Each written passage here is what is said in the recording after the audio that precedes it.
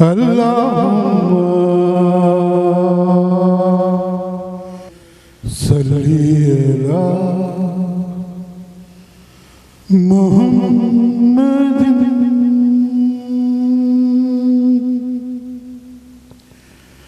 اللهم صلی علی محمد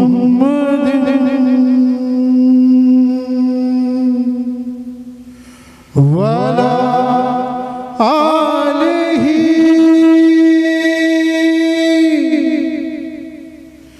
وصحابہ وسلم اللہم صلی علی محمد وعلی آلہ وصحابہ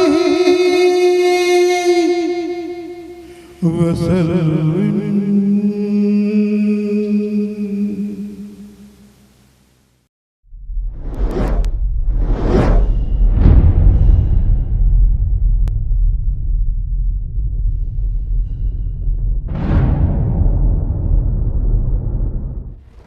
نحمده ونصلي على رسوله الكريم اما بعد فاعوذ بالله من الشيطان الرجيم بسم الله الرحمن الرحيم رب اشرح لي صدري ويسر لي امري واحلل عقدة من لساني يفقهوا قولي.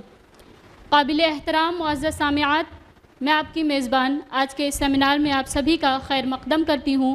السلام علیکم ورحمۃ اللہ وبرکاتہ. جیسا کہ آپ کو معلوم ہے کہ آج کے سیمینار کا ٹاپک ہے رسول حکمت، رسول شفقت، یعنی وہ رسول جنہیں سید المرسلین اور خاتم النبیین جیسے لقب سے نوازا گیا، یعنی ہمارے آخری نبی محمد رسول اللہ صلی اللہ علیہ وسلم، جن پر قرآن نازل ہوا اور جو کہ تمام انسانیت کے لیے سراپا ہدایت ہیں. آپ نے نہ صرف ہم تک اللہ کا پیغام پہنچایا بلکہ اپنی سیرت مبارکہ سے قرآن کا بہترین نمونہ بھی پیش کیا. اور آپ کو امت کا اس قدر غم تھا کہ اللہ سبحانہ و تعالیٰ نے قرآن میں کہہ دیا فَلَعَلَّكَ بَاخِعٌ نَفْسَكَ. آپ کی ہمارے لیے محبت ہی تھی کہ آپ راتوں کو رویا کرتے تھے.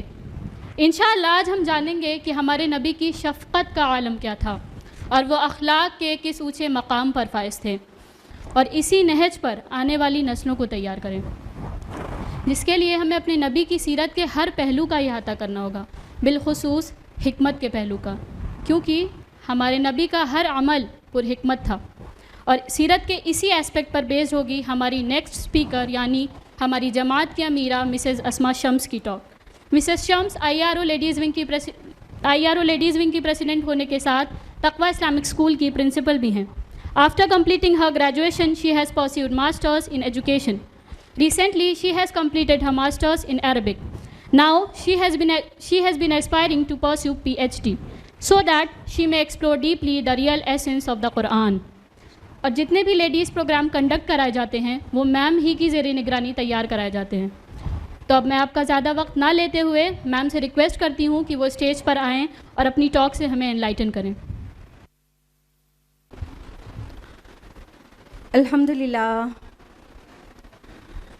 الحمدللہ وکفا علی عبادہ الذین اصطفیٰ خصوصاً علی افضلہم وخاتم النبیین محمد الامین وعلی آلہ واصحابہ اجمعین.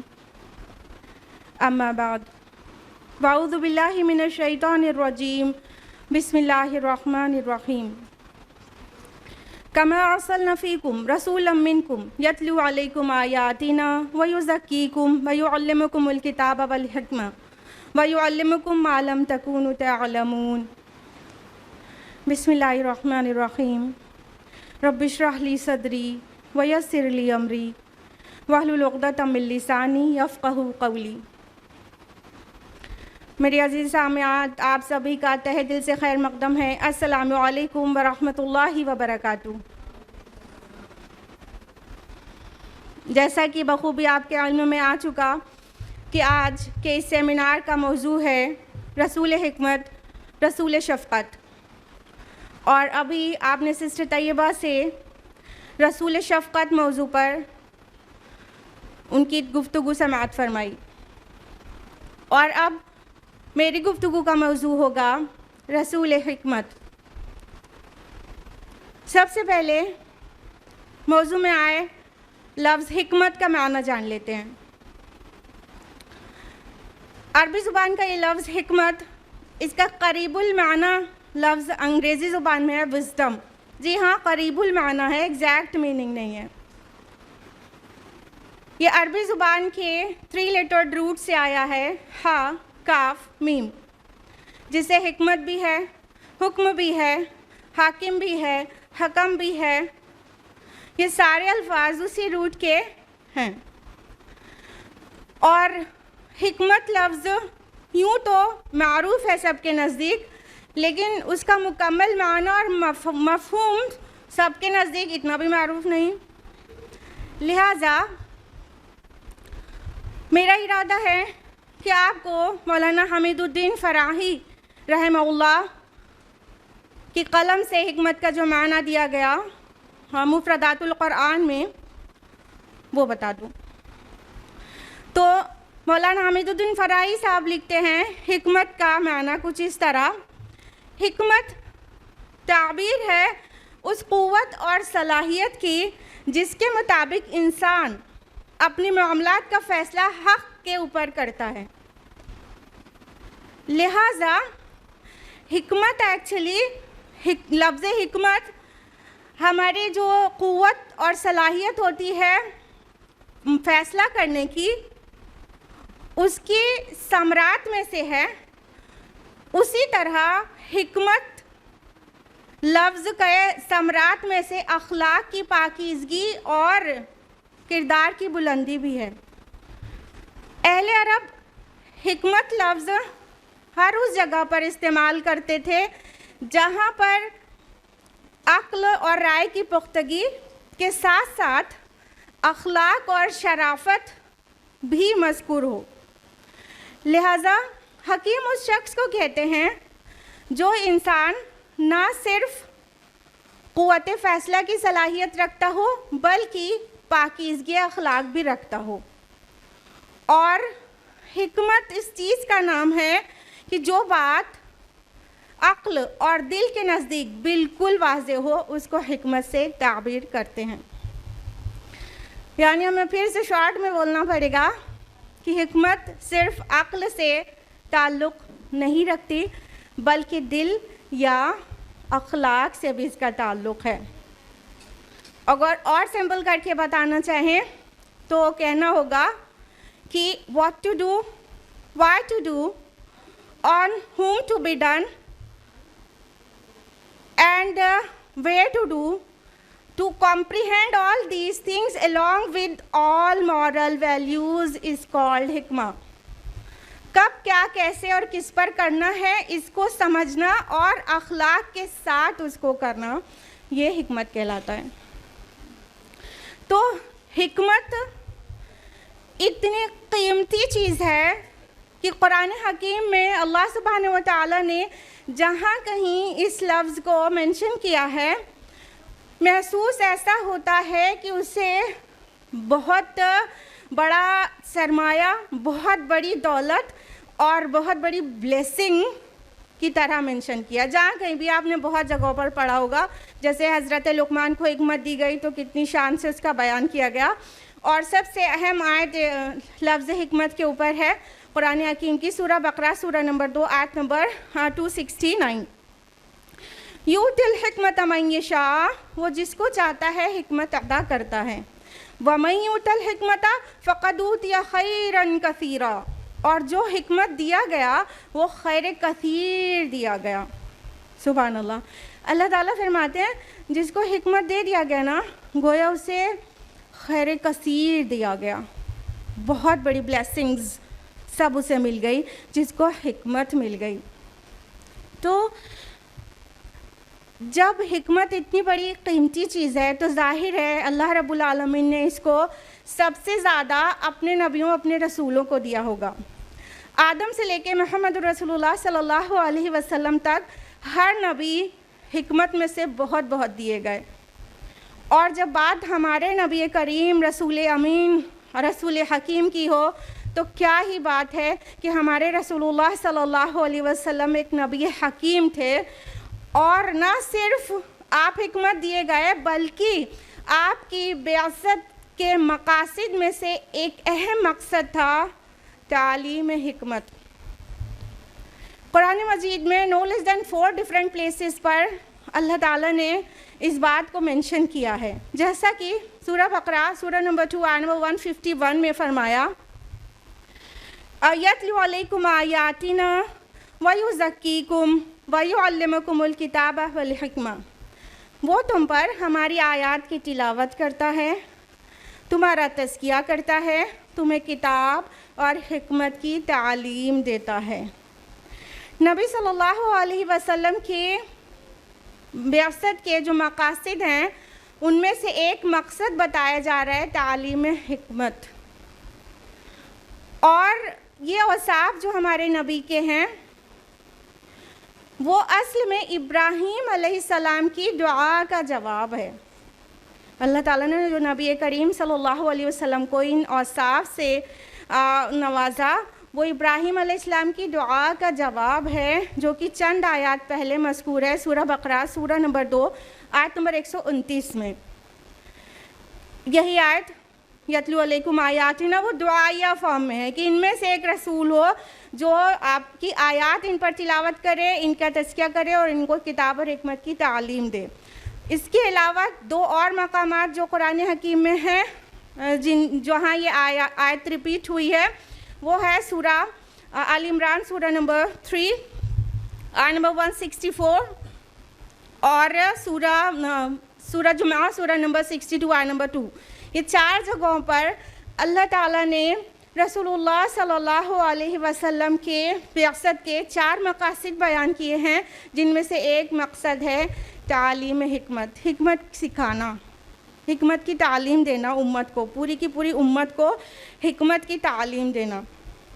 لہٰذا اگر میں یہ کہوں کہ میری گفتگو آج جلسہ سیرت النبی میں مشتمل ہوگی رسول اللہ صلی اللہ علیہ وسلم کے حیات مبارکہ کے ان پہلوؤں پر جو حکمت کے متعلق ہیں،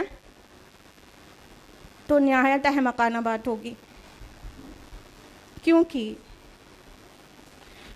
میرے نبی کریم صلی اللہ علیہ وسلم کی ہر قول، ہر فعل، ہر عمل، ہر خاموشی، ہر گویائی، ہر موجودگی، ہر غیر موجودگی، سب کچھ حکمت سے لبریز تھا۔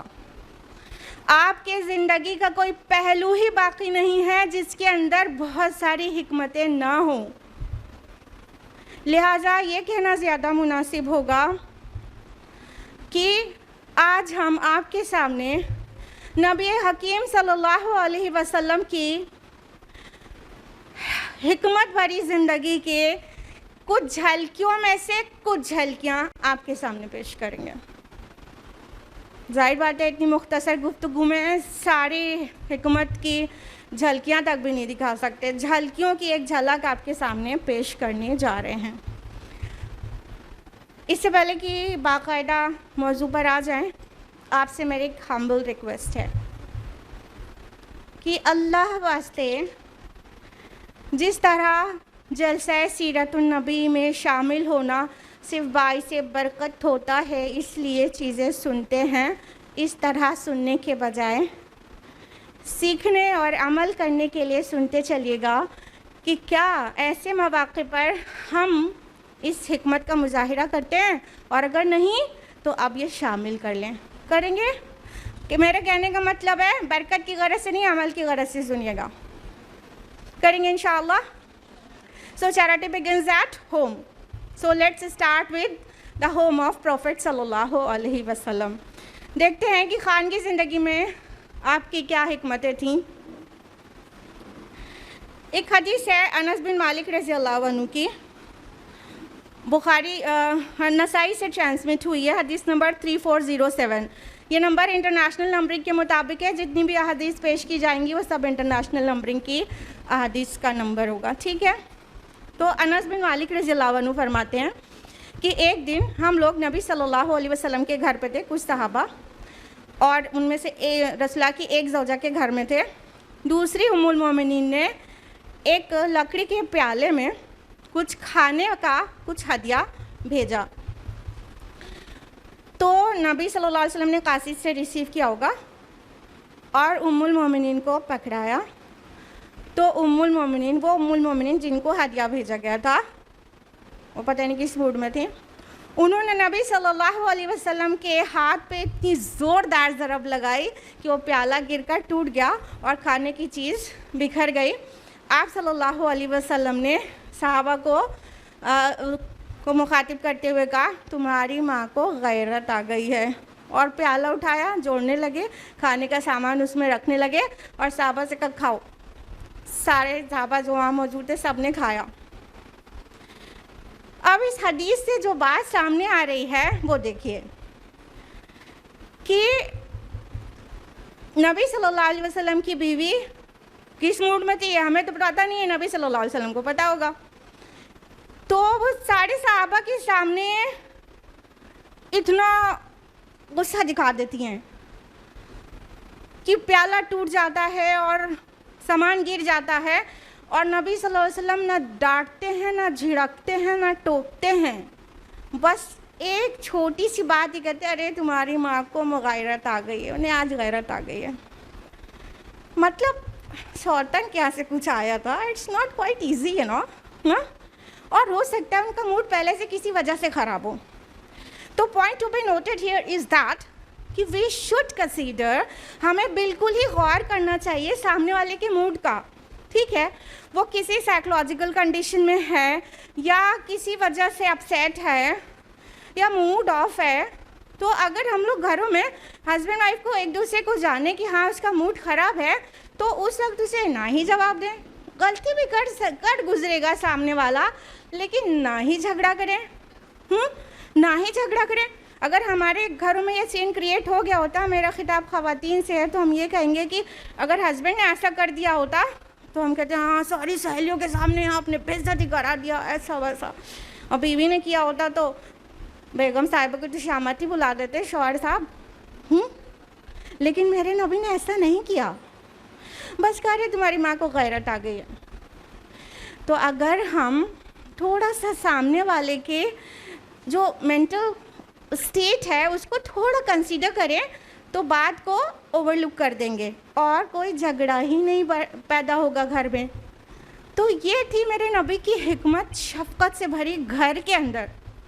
आप अपनी बीवियों के साथ इतने शफीक थे और इतनी हिकमत से उन्हें रिस्पॉन्ड करते थे। उसके अलावा हमारे नबी सल्लल्लाहु अलैहि वसल्लम ने सारी उम्मत के नफ्सियात के ऊपर भी गौर व फिक्र किया है बहुत बहुत, और ऐसे ऐसे काम दिए जो नफ्सियात को उसके मुताबिक होते और हरगिज़ भी नफ्सियात यानी साइकोलॉजी को अवॉइड नहीं किया गया। हम सभी जानते हैं गुनाहों की नफ्सियात बड़ी बुरी चीज़ होती है। अगर इंसान से कोई गुनाह हो जाए फिर उसे लगे कि कोई वे आउट नहीं है, तो अंदर से उसका दिल डूब जाता है और अब नेकी करने की भी ख्वाहिश नहीं रहती है, सब बोझ महसूस करता है, दिल बोझिल हो जाता है। फिर सोचता है जब इस गुनाह से निकलने का कोई रास्ता ही नहीं, तो अब कुछ और गुनाह को भी कर ही डालो, उसका टेस्ट भी ले ही डालो गुनाहों का, और फिर नेकी नहीं करता, गुनाह की दलदल में और मज़ीद फंस जाता है। मेरे नबी हकीम सल्लल्लाहु अलैहि वसल्लम ने इसको इतना समझा और इस तरह गुनाहगार को भी अच्छा कह के उसे मोटिवेट किया। तिरमिज़ी की हदीस से, हदीस नंबर 2499, अल्लाह के रसूल सल्लल्लाहु अलैहि वसल्लम ने फरमाया, कुल्लु इब्न आदम खत्ताउ, कुल के कुल बनी आदम खताकार हैं, व खैरुल खत्ताईन तव्वाबून, और अच्छा खताकार वो है जो तौबा करने वाले हैं। सुभान अल्लाह, गुनाहगार भी अच्छा है। गुनाहगार भी अच्छा है। कुर्बान जाइए ऐसी ज़ात पर जिसके एक एक लफ्ज़ से रहमत, शफ़क़त और हिकमत सब टपकती है। फरमाया सभी लोग गुनाहगार हैं और गुनाहगार अच्छे हैं, वो गुनाहगार जो तौबा कर लेते हैं। अब ऐसी उम्मीद जगेगी ना कि तौबा करके सारा बोझ हल्का किया जा सकता है, सारी सैडनेस दूर की जा सकती है, तो इंसान तौबा की तरफ बढ़ेगा और मज़ीद गुनाहों के दलदल में नहीं जाएगा। जब उसे खुशखबरी सुना दी गई, कोई बात नहीं, सब गुनाहगार हैं, डोंट वरी, सब गुनाहगार हैं, अच्छे बन जाओ, अच्छे गुनाहगार बन जाओ, अच्छे गुनाहगार तौबा करने वाले होते हैं, तो इतनी खुशी से इंसान तौबा कर डालेगा और बाकी के गुनाह छोड़ देगा। जब रसूल भी इतना हकीम हो और रब इतना गफ़ूर और रहीम हो, तो हमारे और आपके तौबा के दरमियान में किस बात की आड़ है? अल्लाह ताला फरमाते हैं सूरह ज़ुमर सूरह नंबर 39 आयत नंबर 53 में, कुल या इबादियल्लज़ीना असरफ़ू अला अनफुसिहिम, कह दीजिए मेरे उन बंदों से जिन्होंने अपनी जानों पर जुल्म कर डाला, ला तक़नतू मिन रहमतिल्लाह, अल्लाह की रहमत से कभी मायूस ना होना, इन्नल्लाह यग़फ़िरुज़्ज़ुनूब जमीआ, अल्लाह कुल के कुल गुनाह माफ़ कर देता है। सुभान अल्लाह, अल्लाह की रहमत और शान मग़फ़िरत हर दम तैयार है गुनाहों को माफ़ करने के लिए। तो अच्छे गुनाहगार बनते हैं ना हम और आप, ये तो कभी बोल ही नहीं सकते हमसे गुनाह नहीं होता, हो चुका भी है और होगा भी। इसलिए अच्छे गुनाहगार बने और हमेशा तौबा कर डालें और गुनाहों की नफ्सियात से बाहर आएं। हमारे माशरे की एक और बुराई है, एक और बीमारी है हसद और रश्क की। जब हम देखते हैं ना किसी को बहुत ज़्यादा मालो दौलत में या अपने से बढ़ा हुआ किसी भी चीज़ में, तो बड़ा रश्क आने लगता है कि इसके पास ये है वो है, मेरे पास नहीं। फिर उसे एक स्टेज बीमारी और बढ़ जाती है, उसके पास क्यों है मेरे पास क्यों नहीं, उसका चेंज है मेरे पास आ जाए। अब रश्क हसद में बदल जाता है। और आपको पता है हसद जिसने की तो उसके तो सारे नेक अमाल ऐसे गारत हो जाएंगे जैसे लकड़ी को आग खा जाती है, वैसे सब सारे अमाल को हसद खा जाएगी। तो हमारे नबी करीम रसूल हकीम ने सब प्यारा सा इस बीमारी का इलाज बताया है, बहुत छोटा सा और बहुत परफेक्ट। अल्लाह के रसूल सल्लल्लाहु अलैहि वसल्लम की हदीस है, सही बुखारी की हदीस नंबर 6490। रसूलुल्लाह सल्लल्लाहु अलैहि वसल्लम ने फरमाया, जब भी तुम में से कोई किसी ऐसे आदमी को देखे जिसको मालो दौलत में या हुस्न जमाल में उससे ज़्यादा दिया गया हो, तो उसे चाहिए कि उस शख्स को देखे जिससे उसे कम दिया गया है जितना उसे खुद दिया गया है। सुभान अल्लाह, सब परफेक्ट इलाज है ना कि बीमारी को जड़ से ख़त्म करने वाली दवा है ये। जैसे कि अंबानी के यहाँ शादी हो रही है, होती चली जा रही है, होती चली जा रही है, वीडियोस पे वीडियोस आ रही हैं।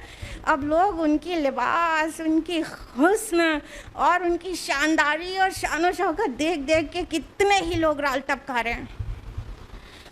अब वो कुछ लोग ऐसा ज़रूर ही सोचते हैं कि इनको इतना मिल गया, हमारे पास इतना नहीं है, काश मैं भी इतनी हसीन होती, काश मेरे स्टाइल और मेरा लिबास नीता अंबानी की तरह होता।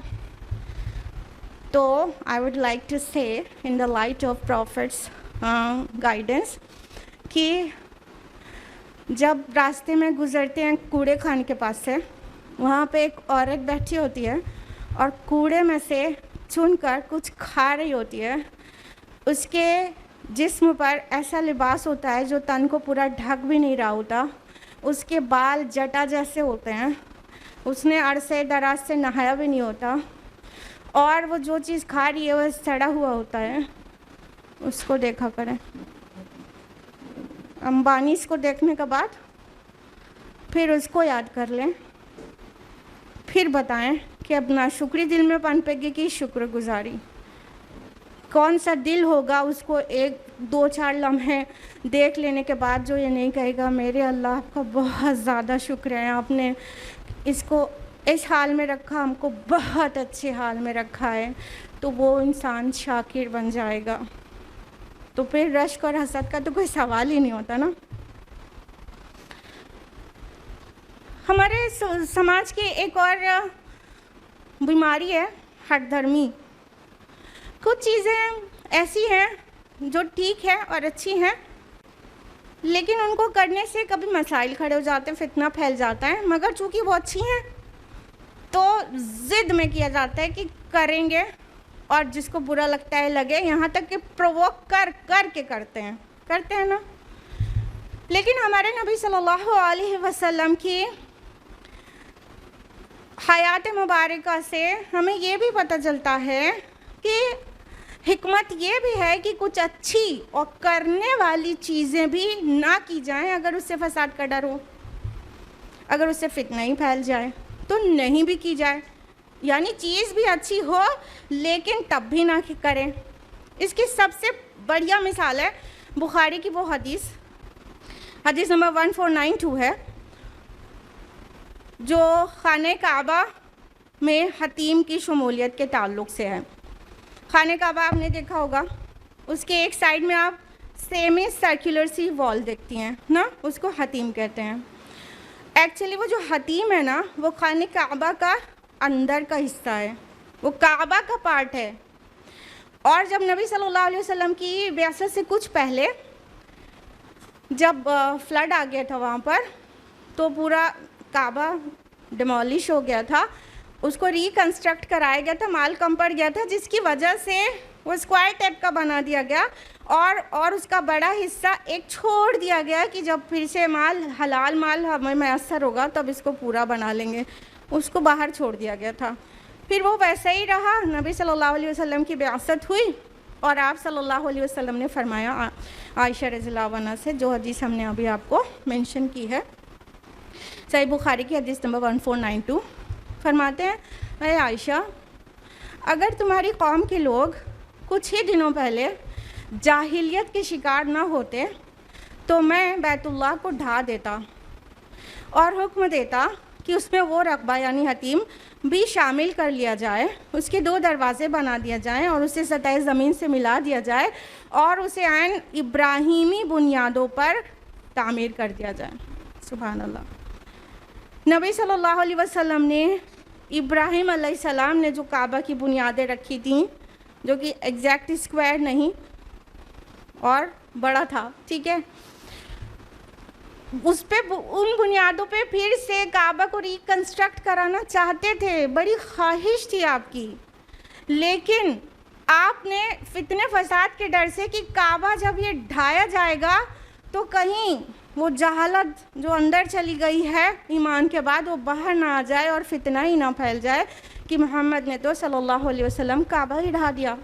تو آپ صلی اللہ علیہ وسلم نے ایک بہت اپنا محبوب کام نہیں کیا، چاہتے ہوئے رسول ہو کر ایسے کام کو جو کرنے لائق بھی تھا لیکن آپ نے نہیں کیا. ایک موب سائیکالوجی ہوتی ہے نا، وہ الگ ہوتی ہے، تو موب سائیکالوجی کو بھی آپ کنسیڈر کرتے تھے کہ وہ جو عوامی اور بھیڑ کی جو سوچ ہوگی نا، اس سے وہ فتنہ پھیلا دیں گے. تو اللہ کے رسول صلی اللہ علیہ وسلم نے کر کے دکھا دیا کچھ چیزیں اور نہیں کر کے بھی دکھا دیا کچھ چیزیں کہ کچھ کرنے والے کام کبھی نہیں بھی کرنا چاہیے. مثال کے طور پر بچیاں دین سیکھنے لگ جاتی ہیں، ماشاءاللہ کسی جماعت سے جڑ جاتی ہیں، اب انہیں احساس ہوتا ہے کہ غیبت تو بہت بری چیز ہے، پہلے کرتے تھے پھر چھوڑ دیتی ہیں. اب گھر میں کیا دیکھتی ہیں، امی کی سہیلیاں دونوں شروع ہو گئیں.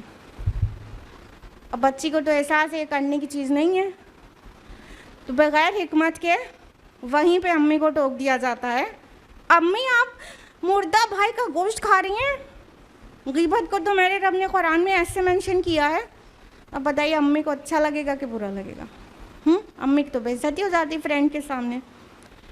تو ہم کہنا صرف یہ چاہتے ہیں کہ واقعی یہ کرنے والی چیز تھی کہ وہ غیبت سٹاپ کر دیں، نہیں کریں، لیکن یہ ٹوکنا صحیح نہیں تھا۔ صحیح طریقہ کار یہ ہوتا کہ بیٹی کسی اور بات میں انہیں الجھا لیتی اور اس بات کو وہیں پہ سٹاپ کر دیتی، کسی اور بات کو کرنے لگتی، اپنے آپ غیبت والا ٹاپک سٹاپ ہو جاتا، دوسرا ٹاپک سٹارٹ ہو جاتا۔ پھر کسی دن جب امی اچھے موڈ میں ہیں تو محبت سے گلے لگا کے کس وس کر کے انہیں سمجھا دیتی کہ امی یہ چیز آئندہ خیال رکھیں، یہ کرنے کی چیز نہیں، بہت خطرناک چیز ہے۔ تو امی کو برا بھی نہیں لگتا۔ کیا ہوتا ہے کہ لوگ امر بالمعروف نہی عن المنکر اپنے گھروں میں جب کرنا شروع کرتے ہیں، کسی جماعت سے جڑ چکے ہوتے ہیں تو ایسے خلاف حکمت کرتے ہیں۔ ابھی نبی صلی اللہ علیہ وسلم کی سیرت کا بہت مطالعہ نہیں کیا ہوتا، 10-20 کتابیں نہیں پڑھی ہوتی ہیں، پھر سمجھ میں کچھ نہیں آتا، خالی جذبہ ہی جذبہ ہوتا ہے، اور اس طرح سے عمل کر کے گھر والوں کو آفینڈ کر دیتے ہیں، اور اس کا اتنے نیگیٹو ریزلٹس آتے ہیں کہ کچھ دنوں کے بعد یہ کہہ دیا جاتا ہے جب سے تم اس جماعت میں جا رہی ہو، دینی جماعت ہوتی ہے، تب سے بہت بدتمیز ہو گئی ہو۔ ہاں کہ نہیں؟ مسئلہ صرف اتنا تھا، بچی کا نیت بالکل ہی اچھی تھی لیکن اسے حکمت عملی نہیں پتہ تھی اپنے نبی کی، اس لیے اٹس کوائٹ امپورٹنٹ ہے نا کہ ہم جانیں ہمارے نبی کی حکمت کیا تھی۔ بہت 10-20 سیرت کی کتابیں پڑھنے کا ہم آپ کو مشورہ دے رہے ہیں، بہت ساری سیرت کی کتابیں پڑھیں گے تبھی الگ الگ پہلو آپ کے سامنے آتے رہیں گے، تو انشاءاللہ جو حکمت عملی ہے اور جو حکمت نبوی ہے صلی اللہ علیہ وسلم وہ ہمیں سمجھ میں آنا شروع ہو جائے گی، بس شروع ہی ہو جائے گی۔ میرے نبی کی حکمت معاشرت کا بھی کیا کہنا۔ آپ صلی اللہ علیہ وسلم معاشرے میں ایسی چیزیں کرتے تھے جو حکمت کے لیے مثالی تھی اور اس کی کوئی نظیر نہیں ملتی، جتنی آسانیاں آپ نے لوگوں کو دینا چاہی ہیں۔ یسر اور عسر یہ الفاظ ہمارے نون ہونا چاہیے۔ یسر معنی ہوتا ہے آسانی اور عسر معنی ہوتا ہے کٹھنائی، مشکل، تنگی۔ تو اللہ کے نبی صلی اللہ علیہ وسلم ہمیشہ آسانیوں کا حکم دیتے اور مشکلوں سے ہمیشہ منع کرتے تھے۔ جیسے کہ بخاری کی حدیث ہے، حدیث نمبر 4342، ابو موسیٰ اشعری اور معاذ بن جبل رضی اللہ عنہما جب یمن کے لیے روانہ کیے جاتے ہیں تو نبی صلی اللہ علیہ وسلم انہیں بہت تاکید کرتے ہیں کہ دیکھو لوگوں کو خوشخبریاں سنانا، انہیں متنفر نہ کرنا، ان کے لیے آسانی کرنا، مشکل نہ کرنا۔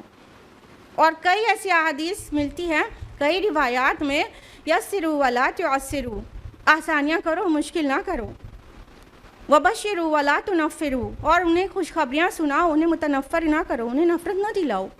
آپ صلی اللہ علیہ وسلم خود اپنے لیے بھی آسان راستہ پسند کرتے اور امت کو بھی آسان راستہ دکھاتے، اور اپنے نیچے جتنے لیڈرز ہوتے ہیں ان کو تاکید کرتے کہ لوگوں کے درمیان آسانی رکھنا، کیونکہ ایکچولی دین اسلام کے جو احکام ہیں اس کی ایکسس ہے یسر، عسر نہیں، یسر، آسانی کے اراؤنڈ سارے احکام گھومتے ہیں۔ یہ ہمارے اور آپ کے لیے اس دور میں بہت ہی مس انڈرسٹوڈ چیز ہے کہ دین بہت کٹھن ہے، دین بہت آسان ہے، اور ہمارے نبی صلی اللہ علیہ وسلم نے ہمیشہ آسانیاں دی ہیں۔ ایک بار ہوا یہ، بخاری کی حدیث ہے، حدیث نمبر 701، ایک شخص نے رسول اللہ صلی اللہ علیہ وسلم سے شکایت کر دی معاذ رضی اللہ عنہ کی، معاذ بن جبل رضی اللہ عنہ کی، کہ وہ نماز لمبی کر دیتے ہیں، جماعت کی نماز لمبی کر دیتے ہیں۔ تو آپ کو کیا لگتا ہے آپ صلی اللہ علیہ وسلم نے کیا جواب دیا ہوگا کہ ارے نمازی تو ہے، سب کچھ تو کرتے ہو، تھوڑا نماز میں وقت بڑھ گیا تو کون سی آفت آ گئی؟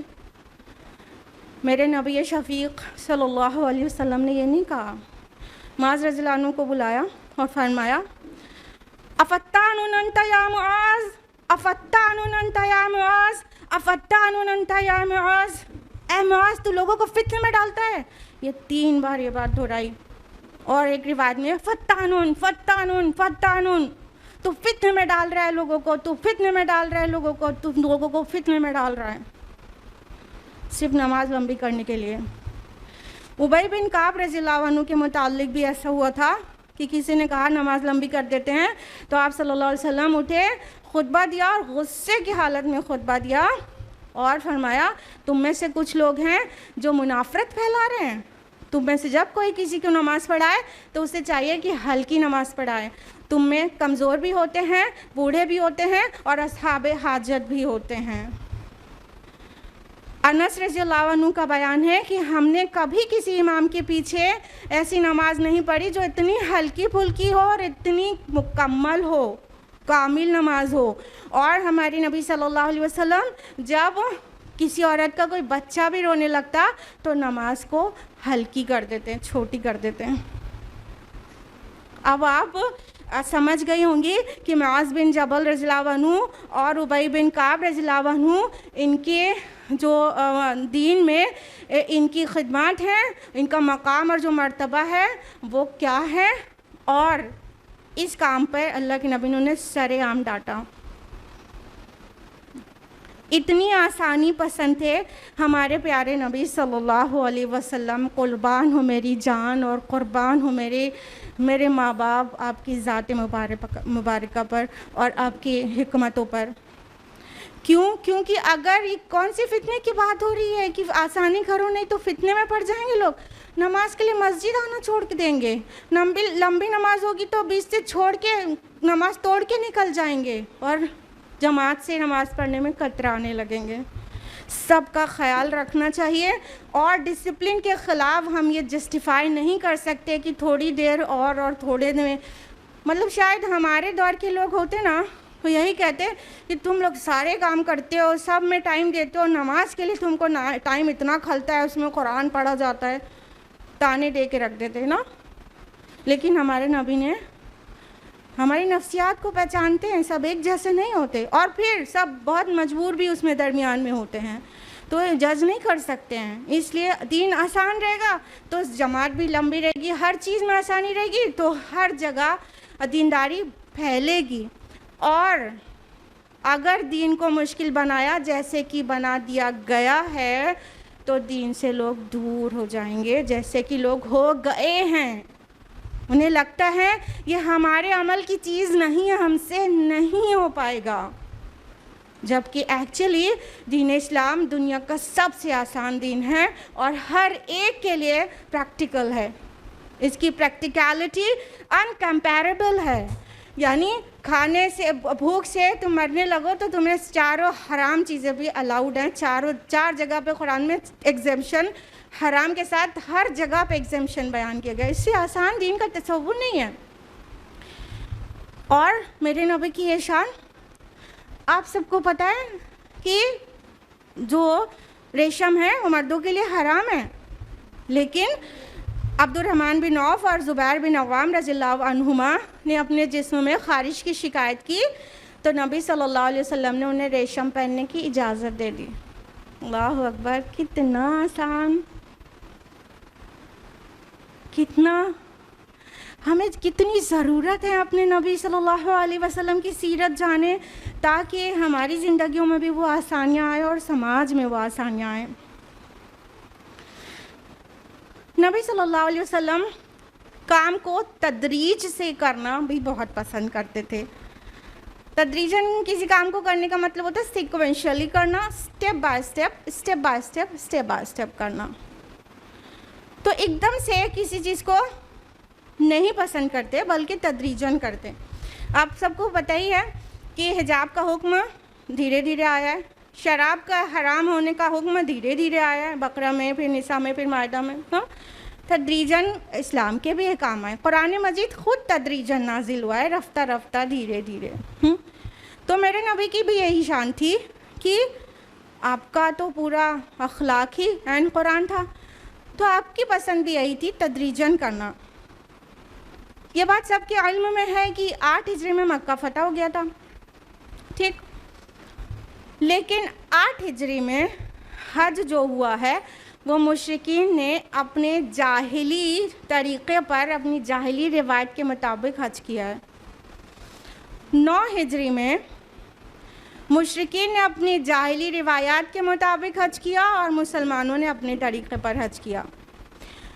10 ہجری میں جا کر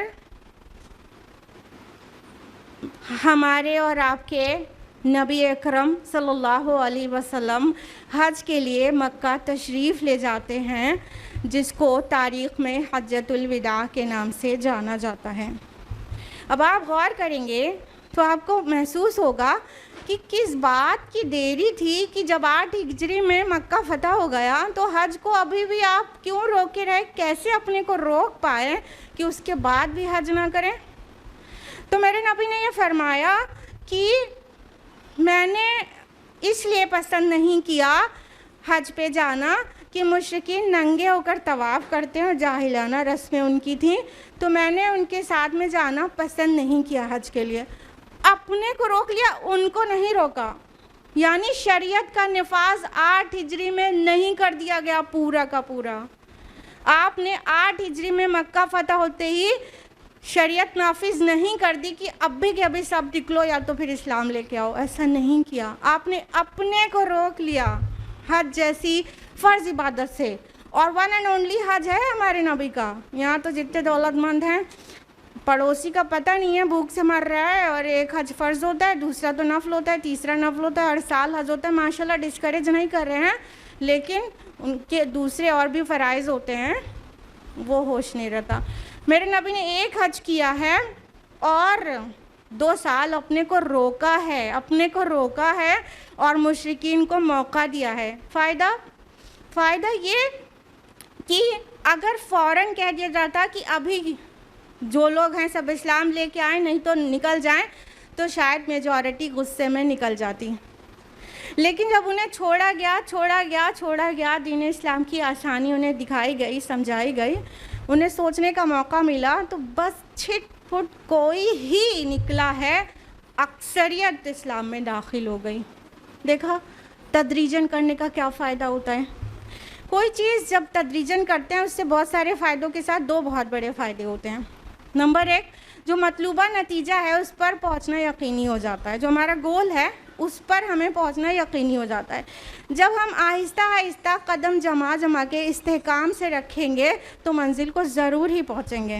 لیکن چھلانگ مار کے پہنچنا جائیں گے تو ممکن ہے گر جائیں.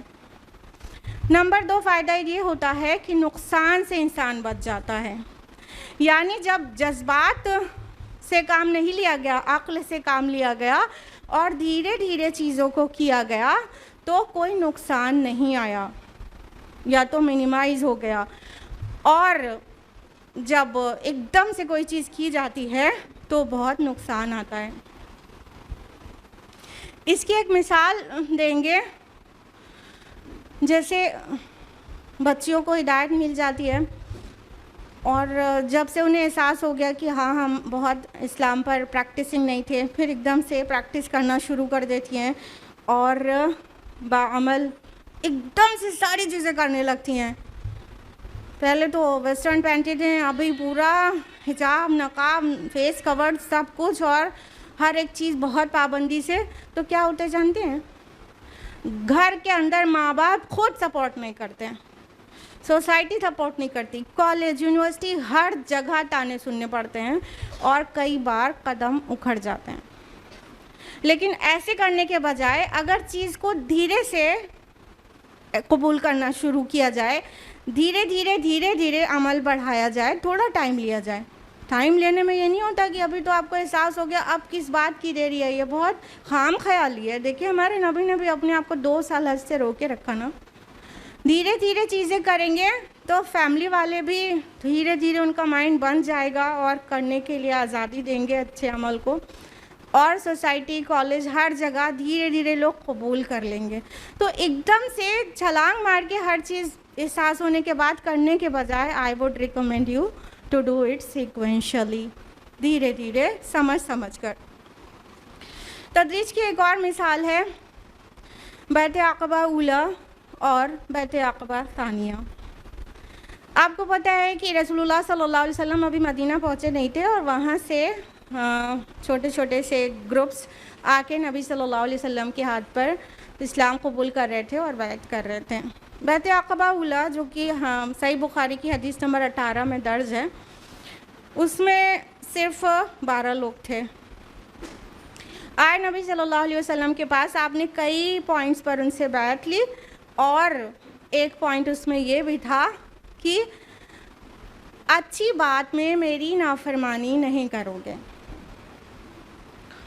بیعت عقبہ ثانیہ کچھ دنوں کے بعد پیش آئی، اس میں 70+ لوگ تھے، 70، 72، 73 یا 75، الگ الگ روایت میں الگ الگ نمبر آتا ہے، تو بہرحال 70+ تھے۔ ابھی یہ 12 لوگ جو ادھر گئے تھے، انہوں نے ان کو دین اسلام کے بارے میں بتایا تھا، نبی صلی اللہ علیہ وسلم کی شان اور عظمت کے بارے میں بتایا تھا۔ اب یہ تھوڑے اسلام کو سمجھ کے آ رہے تھے، ٹھیک ہے۔ تو اب بیعت عقبہ ثانیہ میں جن باتوں میں بیعت کی گئی، ان میں سے 2 پوائنٹس یہ بھی تھے، یہ کہ سستی اور چستی ہر حال میں سنو گے اور مانو گے، بھلائی کا حکم دو گے اور برائی سے روکو گے۔ اب بتائیے، بیعت عقبہ اولیٰ میں کیا کہا گیا تھا؟ اچھائی میں، بھلائی کی باتوں میں میری نافرمانی نہیں کرو گے۔ کین یو بلیو دس کہ نبی صلی اللہ علیہ وسلم کسی کو برائی کا بھی حکم دے سکتے ہیں؟ نہیں نا، لیکن یہ آپ کی حکمت تھی۔ الفاظ خالی دیکھیے، الفاظ دیکھیے، بات وہی ہے، اطاعت کرنا دونوں میں کہا جا رہا ہے۔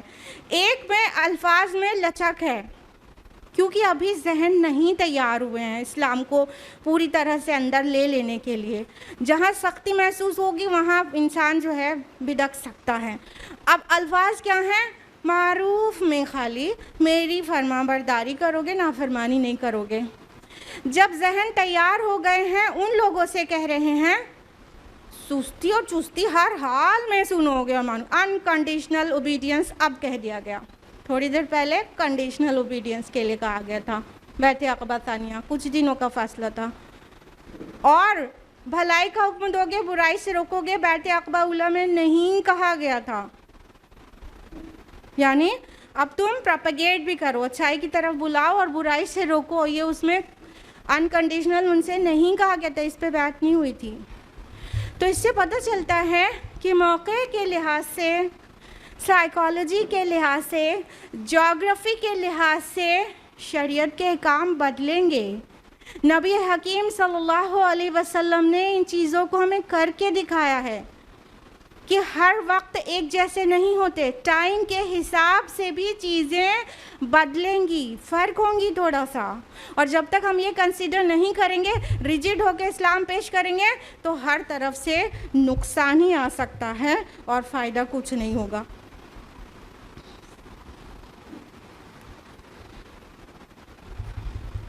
کچھ لوگوں کی عادت ہوتی ہے کہ بھلائی کا حکم دیتے ہیں، برائی سے روکتے ہیں لوگوں کو، پھر تو ان کی پرسنل لائف میں گھس کے جھانک کے دیکھنا چاہتے ہو مان گیا کہ نہیں، وہ عمل کر رہا ہے کہ نہیں، ہے نا۔ کسی بات سے منع کیا تھا، اب ایک دم پریویسی اس کی ڈسٹرب کر کے دیکھنا چاہتے، ٹوہ میں پڑھ کے کہ اب وہ چیز اس نے چھوڑ دی کہ نہیں۔ یہ بالکل منع کیا ہے ہمارے نبی صلی اللہ علیہ وسلم نے۔ ہمارا کام صرف پہنچا دینا ہے۔ مشکات المصابیح میں بحقی کے حوالے سے درج ہے، حدیث نمبر 3709، اللہ کے رسول صلی اللہ علیہ وسلم نے فرمایا کہ جب تم لوگوں کے عیوب کے پیچھے پڑو گے نا تو انہیں خراب کر دو گے۔ یعنی جب ہماری کوئی ٹوہ میں لگتا ہے نا تو ہمیں چڑ ہوتی ہے کہ نہیں، پھر کرنا بھی چاہیں تو نہیں کرتے، اس سے جو ہے منہ توڑ جواب دینے کے لیے کہ اب تو نہیں کریں گے، ضد میں آ جاتے ہیں نا انسان، بہت لوگ آ جاتے ہیں۔ ہاں، تو ٹوہ میں نہیں پڑنا ہے، کسی بات کے ٹوہ میں نہیں پڑنا ہے، اور بھلائی کا حکم دیں آپ برائی سے روکیں، اس کے عمل کی ٹوہ میں بھی نہیں پڑنا ہے، آزاد چھوڑ دینا ہے۔ آپ نے پہنچا دیا، آپ کا کام یہیں تک ہے، جہاں آپ ٹوہ میں پڑیں گے ضد میں انسان وہ نہیں کرے گا، لہٰذا ٹوہ میں نہیں پڑنا ہے، اس کو حکمت کہتے ہیں۔ ہمارے معاشرے میں ایک چیز بالکل بھی پریکٹس نہیں کی جا رہی ہے، جو قرآن اور حدیث دونوں سے ثابت ہے، وہ یہ کہ اگر گھروں میں کوئی آنا چاہے، اجازت لے، ملنا چاہے، تو اسے کوئی بھی آپشن دیا جائے کہ نہیں ملیں گے۔ ہم لوگوں کا جو مائنڈ سیٹ ہے کہ کہیں جاتے ہیں تو اگر وہ گھر میں موجود ہیں صاحب خانہ، تو ہم چاہتے ہیں وہ منع تو بالکل ہی نہ کریں, ہمیں لوٹا نہیں سکتے, ہم سے ملے ہی ملے. ایسا بالکل بھی ضروری نہیں ہے. ہر ایک انسان کو, آفیسر سے لے کے چپراسی تک کو یہ حق حاصل ہے کہ اس کے گھر اس سے کوئی ملنے کے لیے آئے اور وہ نہ ملے, وہ لوٹا دے. اس کو حق حاصل ہے, ہر انڈیویژول پرسن کو یہ حق حاصل ہے. اس کے لیے اللہ کے رسول نے بھی کئی تاکید کی ہے, جیسا کہ ابو داؤد کی حدیث ہے, حدیث نمبر 5174, کہ سعد رضی اللہ عنہ رسول اللہ صلی اللہ علیہ وسلم کے پاس آئے. ایٹیکیٹ تو یہی ہے نا کہ پہلے سلام کیا جاتا ہے پھر اجازت لیا جاتا ہے. تو وہ دروازے کے سامنے کھڑے ہو کے اجازت لینے لگے. تو آپ صلی اللہ علیہ وسلم نے فرمایا کہ اس طرف ہٹ کر کھڑے ہو یا اس طرف, اور اجازت کا معاملہ, اور اجازت نظر کی وجہ سے ہی ہے. نظر اندر نہ پڑے. دیکھیے اس سے کیا پتہ چل رہا ہے, جب کوئی, ابھی تو بڑے بڑے گھر ہوتے ہیں, گیٹ ہوتے ہیں, پھر اتنے بڑے پاس سے جو ہوتا ہے, پھر کمرے ہوتے ہیں, الگ بات ہے. چھوٹے چھوٹے سے حجرے ہوتے تھے, ابھی بھی جس کے چھوٹے گھر ہیں گلیوں میں, تو دروازہ, کمرے ہی کا دروازہ, اس پہ پردہ پڑا ہے, وہیں پہ کوئی آ کے کھڑا ہو اور اجازت مانگے گا تو کیا ہوگا, ہوا سے ذرا پردہ ہلا, اندر تک دکھائی پڑ گیا. اب اس سے کیا کیا نقصان ہوا کہ ہو سکتا ہے کوئی پرائیویٹ چیز ہو وہ دکھ گئی ہو سکتا ہے خواتین ہوں جن کی بے پردگی ہو گئی ہو, اور موسٹ امپورٹنٹلی جو صاحب خانہ ملنا نہیں چاہتا تھا, آپ کی نظر اسی پہ پڑ گئی ہو, اب اس کے پاس کوئی آپشن ہی نہیں ہے. تو اتنا فریڈم دیا گیا ہے کہ سامنے سے ہٹ کے کھڑے ہو, اپنے گھر کے سامنے کے لیے بھی بولا, سب کے گھر کے سامنے سے بھی ہٹ کے. یعنی جب جاننا چاہیے اس کو بچوں کو سکھائیے, خود بھی عمل کرے, بچوں کو سکھائیے. جب کسی کے گھر جائے نا تو تھوڑا کنارے کھڑے ہوں, نظر اندر نہ پڑنے پائے. ان کی چار دیواری, چاہے وہ بڑا سے گیٹ ہی, ان کی چار دیواری کے اندر نظر نہ پڑنے پائے. سامنے سے ہٹ کے اجازت لیں, اور اجازت نہ ملے تو لوٹ جائیں. دس از دا آرڈر آف اللہ سبحانہ تعالیٰ. سورہ نور سورہ نمبر 24 آیت نمبر 28 میں اللہ تعالیٰ نے فرمایا, وَإِذَا وَإِن قِيلَ لَكُمُ ارْجِعُوا فَارْجِعُوا, اور اگر تم سے کہا جائے لوٹ جاؤ تو لوٹ جاؤ. صحابہ کہتے تھے ہم لوگوں کو اس آیت پہ عمل کرنے کا موقع ہی نہیں ملا ابھی تک, اور بہت شوق ہے کہ ہم لوگ کسی کے گھر جائیں اور کوئی اندر نہ بلائے, لوٹا دے تاکہ اس پہ عمل ہو جائے. اور ہم لوگوں کا کیا مائنڈ سیٹ ہے کہ اگر کسی کے گھر گئے اور وہ اندر ہو اور وہ لوٹا دے تو قیامت ہی برپا ہو جائے, اس دن کے بعد اس ڈور پہ کبھی بیل نہ بجائیں. سب سے پہلی چیز کیا سمجھتے کیا ہیں اپنے آپ کو. صحابہ شوقین تھے ہمیں لوٹا دیا جائے, اور ہم آفینڈ ہو جاتے ہیں, کیسے لوٹا دیا ہم کو. تو اللہ کے نبی نے لوٹا دینے کا آپشن باقی رہے, اس لیے سامنے کھڑا ہونے تک سے منع کیا ہے. قربان جائیے اپنے نبی پر. بچوں کو بھی سکھائیں گھروں کے اندر کے کیا ایٹیکیٹ ہیں, ممی پاپا کے گھر کمرے میں کیسے جانا ہے, کب پرمیشن لے کے جانا ہے, اور کسی اور کے گھر جانا ہے تو پہلے سلام کرنا ہے پھر پرمیشن لینا ہے. ابھی تو سلام کریں گے تو بہت دور رہے گا گیٹ سے, تو بہرحال پہلے بیل ہی رنگ کر دیں اور سلام جیسے ہی کوئی آئے تو سلام کریں. تو یہ سب ایٹیکیٹس بچپن سے سکھایا جاتا ہے تو اچھا رہتا ہے. جب بچپن سے نہیں سکھایا جاتا, بیوی سکھاتی تو بہت ہی برا لگتا ہے. اس سے اچھا امی سکھا دیں.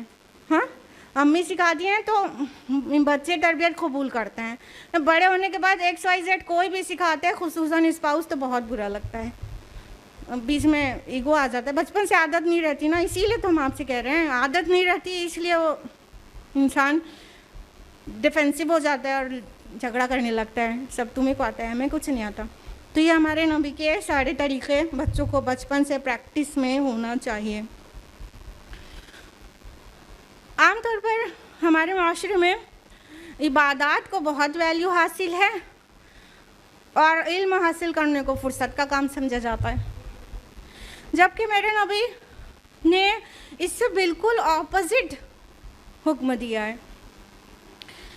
طبرانی اور حاکم کی روایت میں ہے کہ اللہ کے رسول صلی اللہ علیہ وسلم نے فرمایا, فضل العلم احب الیہ من فضل العبادہ. میرے نزدیک علم کی فضیلت عبادت کی فضیلت سے زیادہ ہے، مجھے زیادہ محبوب ہے علم کی فضیلت۔ اور وہ ساری احادیث آپ کے علم میں ضرور ہیں کہ نبی صلی اللہ علیہ وسلم نے فرمایا کہ عالم کو عابد پر اتنی فوقیت حاصل ہے جیسے کہ 14ویں رات کے چاند کو تمام تاروں پر، اور جیسے کہ مجھ کو سب سے ادنا شخص پر۔ یہ مثالیں دے دے کر بتایا گیا ہے کہ علم کی زیادہ اہمیت ہے، علم کی زیادہ فضیلت ہے عبادت کے اوپر۔ لیکن ہمارے معاشرے میں اب تہجد گزاری ہے، وظائف ہیں، ہزار 10 ہزار لاکھ پڑھنے کا چلن ہے، اور بہت عبادتیں ہیں، لیکن علم تو جیسے لگتا ہے کہ جب فرصت ملے گی تو حاصل کریں گے۔ اگر آپ غور کریں علم کی فضیلت اور عبادت کی فضیلت میں اتنا فرق کس بات کا ہے، تو بہت آرام سے سمجھ میں آئے گا کہ یہ ذاتی فائدے پر اجتماعی فائدے کی فضیلت ہے۔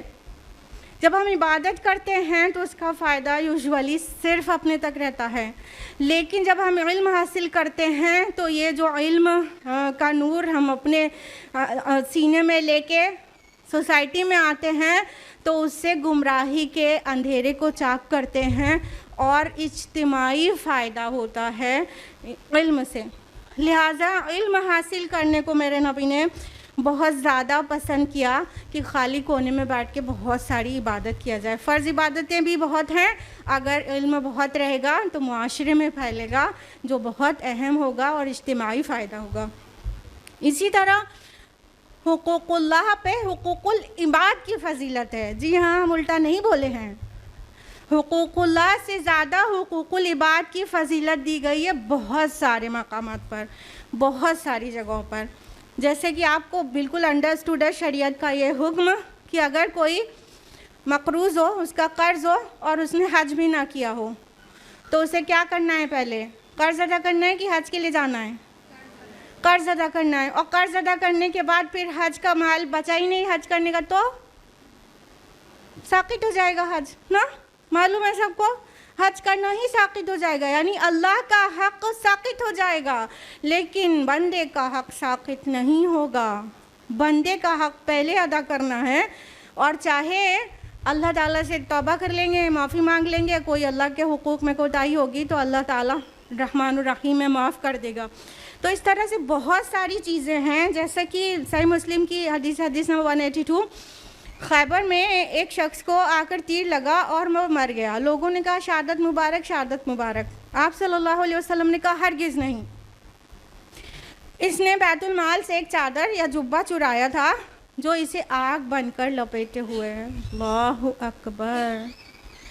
مطلب انسانوں کے حق میں سے ایک چھوٹی سی چیز لی، اپنی جان قربان کی اللہ تعالیٰ کے سامنے، اللہ کے دین کے لیے، وہ بھی شہادت کا درجہ نہیں مل رہا۔ اسی طرح آپ صلی اللہ علیہ وسلم نے ایک شخص کی خیبر میں ہی نماز جنازہ پڑھانے سے انکار کر دیا، کہا کہ نہیں، اس نے کوئی کی خیانت کی تھی۔ تو بہت ضروری ہے کہ ہم پر بندوں کے حق دیو نہیں رہیں۔ ہمارے نبی نے یہ سکھایا کہ پہلے بندوں کا حق ادا کرو، اور اللہ تعالیٰ کا حق کئی مقامات پر اس کے پیچھے چلا جاتا ہے۔ ہمارے معاشرے کی کنٹمپریری ٹائم کی ایک بہت بڑی بیماری ہے، پہلے بھی تھی، بہت کم تھی، اب بہت بہت بہت زیادہ گناہ بڑھ چکی ہے۔ وہ یہ کہ انسان گناہ کرتا ہے اور پھر اس کو عام کر دیتا ہے، لوگوں سے بیان کر دیتا ہے۔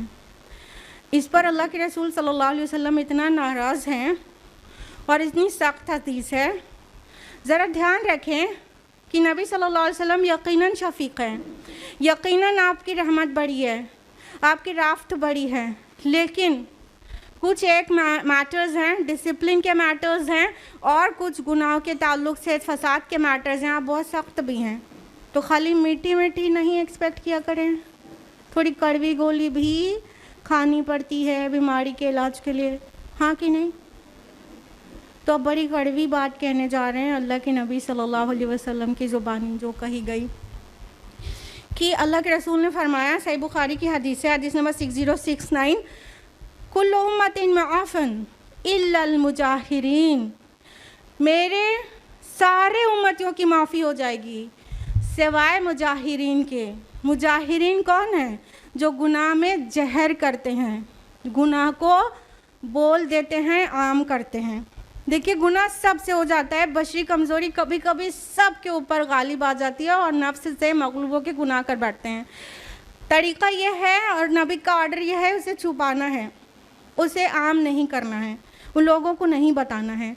लेकिन कुछ लोग इतने बेहया होते हैं कि गुनाह हो जाता है जब उनसे या कर बैठते हैं तो वो सुबह को शेखी बघाड़ते हैं और लोगों को बताते हैं कि मैंने तो ऐसा किया और मैंने वैसा किया, दोस्तों में बताते हैं।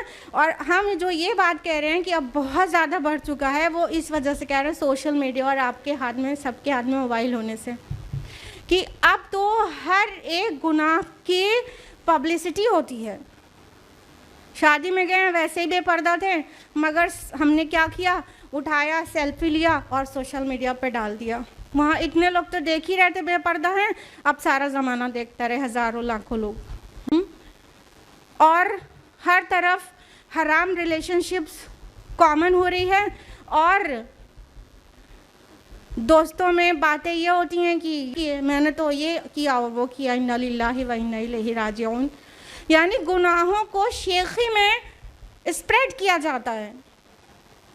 एक तो गुनाह भी कर रहे हैं, चाहे कोई सा भी बेहयाई वाला, चाहे कोई और सा भी, एक तो गुनाह भी कर रहे हैं, फिर उसे दूसरों में आम कर रहे हैं। तो जानते हैं क्या होगा, उसके असरात बहुत दूर तक हो जाएंगे।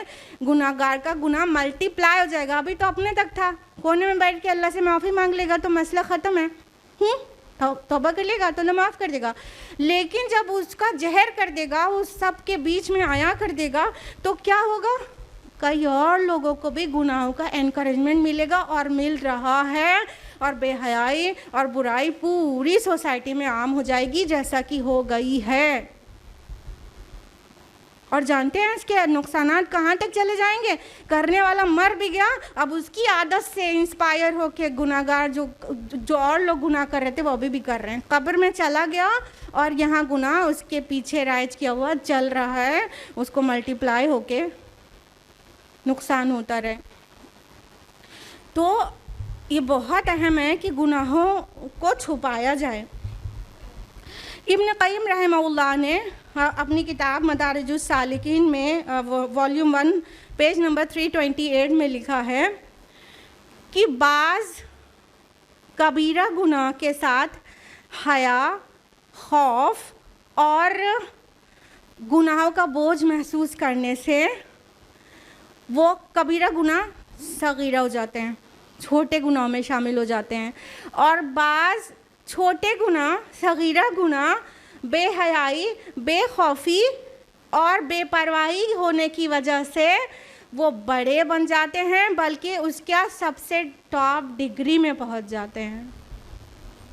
बात समझ आ रही है? या हम ये कहें कि हम बात समझा पाए कि अगर छोटा सा भी गुनाह किया लेकिन खौफ कोई नहीं है, पब्लिसिटी कर दिया, बेपरवाह हैं, तो वो कबीरा गुनाह बन जाएगा। और कोई कबीरा गुनाह भी कर दिया लेकिन बोझ महसूस करे, शर्म महसूस करे, नदामत महसूस करे, वो छोटा बन जाएगा, आप वज़ू करेंगे पाक हो जाएगा। सुभान अल्लाह। तो इस बात के लिए बहुत कंसर्न रहें कि हमारे नबी ने बिल्कुल मना किया है गुनाहों का जहर करने के लिए। मेरे नबी हकीम रसूल करीम इतनी साइंटिफिक बातें भी करते थे, आपकी हिकमत देख लीजिए।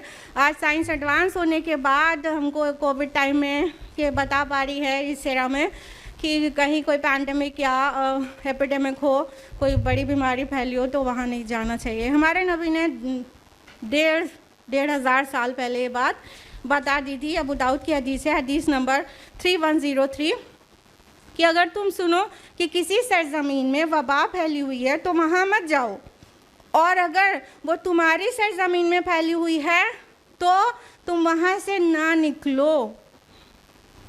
ईजी टू अंडरस्टैंड अभी के लिए, पहले के लिए तो इतना भी आसान नहीं था।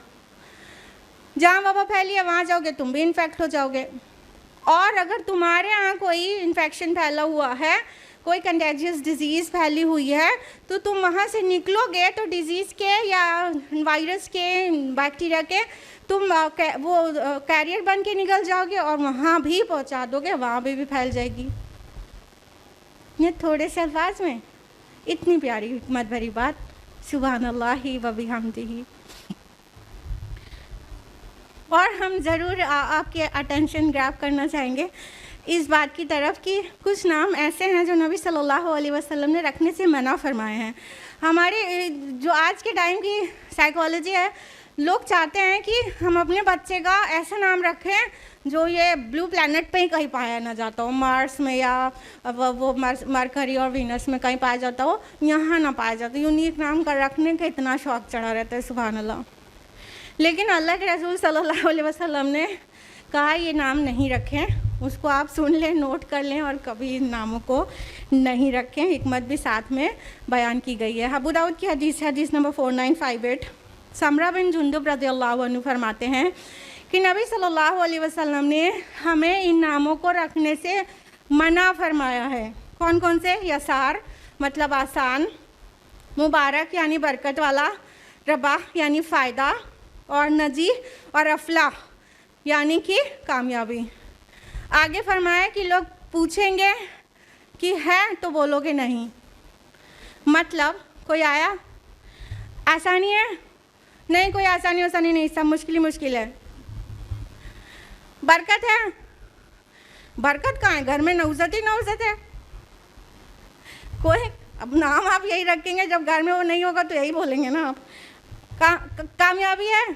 کوئی کامیابی نہیں، سب ناکامی۔ گھر میں جتنے ہیں سب ناکام ہیں، کامیابی باہر ہے۔ تو اللہ کے رسول صلی اللہ علیہ وسلم نے ان ناموں کو رکھنے کے لیے منع کیا ہے، اور آپ کو پتہ ہے سوسائٹی میں نام ہوتے ہیں تو ان کو نہیں رکھیں۔ Stay aware of all those things. تو ہم نے دیکھا کہ ہمارے نبی کیسے حکیم تھے، کیسے شفیق تھے، اور آپ کے وزڈم والے الفاظ کتنے تھوڑے ہو کر بھی تھوڑے الفاظ میں اتنی حکمت بھری ہوئی ہے کہ ہم لوگ کو ایکسپلین کرنے میں کتنے زیادہ الفاظ استعمال کرنے ہوتے ہیں۔ تو حکمت جاننا بہت ضروری ہے نبی کی، تاکہ ہم بھی اس کو اپنی سوسائٹی میں عام کر سکیں۔ امید کرتے ہیں کہ آپ نے پریکٹیکل پوائنٹ آف ویو سے سنا ہے کہ اب ایسے سچویشنز میں ہم بھی ایسے ہی کیا کریں گے، لیکن ملحوظ کرانا چاہتے ہیں کہ حکمت نام نہیں ہوتا کاہلی، بزدلی اور ٹال مٹول کا، پروکیسٹینیٹ کرنے کا۔ ابھی حکمت کا تقاضا ہے، یہ نہیں کر سکتے، ابھی مصلحت یہ ہے کہ اس کو نہیں کرنا چاہیے، اور ہم نیک عمل کرنے میں دیر ہی کرتے چلے جائیں، اتنا پروکیسٹینیٹ کریں کہ قبر میں ہی چلے جائیں۔ اس لیے حکمت ٹھیک سے سمجھنے کی ضرورت ہے، اور بزدلی اور کاہلی اور سستی کو حکمت کا پردہ ڈال کر نہیں پیش کریں۔ اب ہم اپنے نبی کی کیا تعریف کریں؟ اپنی زبان سے شاعر رسول حسان بن ثابت کے 2 اشعار کے ساتھ گفتگو کے اختتام پر پہنچ رہے ہیں۔ حسان بن ثابت کے اشعار ہیں جو رسول کی مدح میں سب سے پہلے کسی نے کہے ہیں تو ہیں حسان بن ثابت رضی اللہ عنہ۔ وَأَحْسَنَ مِنْكَ لَمْ تَرَ قَطُّ عَيْنِي وَأَجْمَلَ مِنْكَ لَمْ تَلِدِ النِّسَاءُ۔ آپ سے زیادہ خوبصورت میری آنکھوں نے کبھی دیکھا نہیں، آپ سے زیادہ حسین و جمیل عورتوں نے کبھی جنا نہیں۔ خُلِقْتَ مُبَرَّأً مِّن كُلِّ عَيْبٍ كَأَنَّكَ قَدْ خُلِقْتَ كَمَا تَشَاءُ۔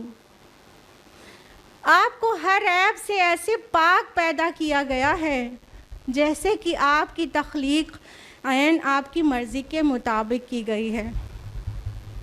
فرمان رب سورہ الانشراح سورہ نمبر 94 آیت نمبر 4 میں وَرَفَعْنَا لَكَ ذِكْرَكَ، اور ہم نے آپ کے ذکر کو بلند کیا۔ تو آئیے اپنے نبی کے اوپر درود بھیج کر اپنی گفتگو کو ختم کریں۔ اللہم صلی وسلم علی نبینا محمد، اللہم صلی وسلم علی نبینا محمد، اللہم صلی وسلم علی نبینا محمد۔ قربان جائے ہم، ہمارے اپنے، ہمارے آباء و اجداد، ہمارے رشتہ دار، ہمارے سارے احباب آپ کی رحمت اور آپ کی حکمت پر، آمین۔ وآخر دعوانا الحمدللہ رب العالمین، والسلام علیکم ورحمۃ اللہ وبرکاتہ۔ جزاک اللہ خیراً کثیراً کثیرا میم. اللہ تعالیٰ آپ کو صحت مند رکھے اور جس مقصد کے لیے آپ کی کوششیں ہیں اس کو انجام کار تک پہنچانے میں اللہ تعالیٰ آپ کی مدد کرے. آمین. اللہ آپ کے ایفرٹس کو قبول کرے اور دنیا و آخرت میں کامیابی سے نوازے. آمین یا رب العالمین. واقعتاً ہمارے نبی کا ہر قول، ہر فعل، ہر عمل حاکمانہ تھا، تو ہمیں بھی چاہیے کہ ہم رسول اللہ صلی اللہ علیہ وسلم کی حیات طیبہ کو پڑھیں، جانیں، سمجھیں اور زندگی کے ہر موقع پہ اپنے نبی کی سنت کی پیروی کریں. اور مجھے امید ہے کہ آج کی ٹاک کے بعد ہمارے دلوں میں اپنے نبی سے محبت کا جذبہ بڑھ گیا ہوگا. اب بس میں محض اتنا کہنا چاہوں گی کہ آپ صلی اللہ علیہ وسلم ہمارے درمیان موجود نہیں ہیں، لیکن سیرت النبی کی شکل میں ان کا عملی نمونہ موجود ہے. بس اللہ تعالیٰ سے دعا ہے کہ ہمیں اپنے نبی سے سچی محبت کرنے والا بنا دے اور زندگی کے ہر موقع پر اپنے نبی کی سنت پر عمل کرنے والا بنا دے. آمین. اور اسی کے ساتھ میں اپنے پروگرام کا اختتام کرتی ہوں. سبحانک اللہم و بحمدک نشہد ان لا الہ الا انت نستغفرک و نتوب الیک وآخر دعوانا ان الحمد للہ رب العالمین والسلام علیکم ورحمۃ اللہ وبرکاتہ.